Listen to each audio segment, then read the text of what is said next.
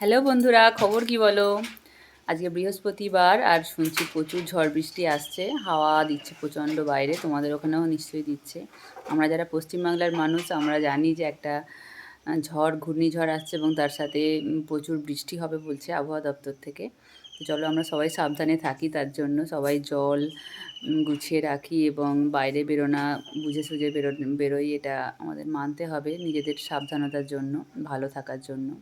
তো সবাই ভালো থাকবে, বৃষ্টিতে সাবধানে থাকবে, এই দুর্যোগে সবাই একত্রিত থাকবে, কারো কোনো বিপদ যেন না হয় সেটাই ঠাকুরের কাছে প্রার্থনা করি। আর মাটির বাড়িতে যদি কেউ থাকো তাহলে সাবধানে থাকবে, নিশ্চিন্তে থাকার জন্য কোথাও চলে যেতে পারো এই 2-1 দিনের জন্য। তো চলো সবাই ভালো থেকো। আর বৃষ্টি এখন আমাদের এখানে হচ্ছে না, ঝিরঝির করে মাঝে মাঝে হচ্ছে, আবার চকচক করছে আকাশ, আবার মেঘ আসছে, এরকমই হচ্ছে। যেমনটা ভেবেছিলাম তেমনটা নয়। কালকে মাইকিং হয়েছিল যেভাবে বিকাল থেকে, যেন প্রচুর বৃষ্টি হবে সকাল থেকেই। তো ভাবছিলাম যে একদম ভোরবেলা বৃষ্টির শব্দেই ঘুম ভাঙবে, কিন্তু সেরকমটা হচ্ছে না দেখছি। তো জানি না পরে বৃষ্টি প্রচুর হবে কি না। তো চলো বৃষ্টির মধ্যে সবাইকে বলি যে সবাই ভালো থেকো, সাবধানে থেকো, টেক কেয়ার, টাটা।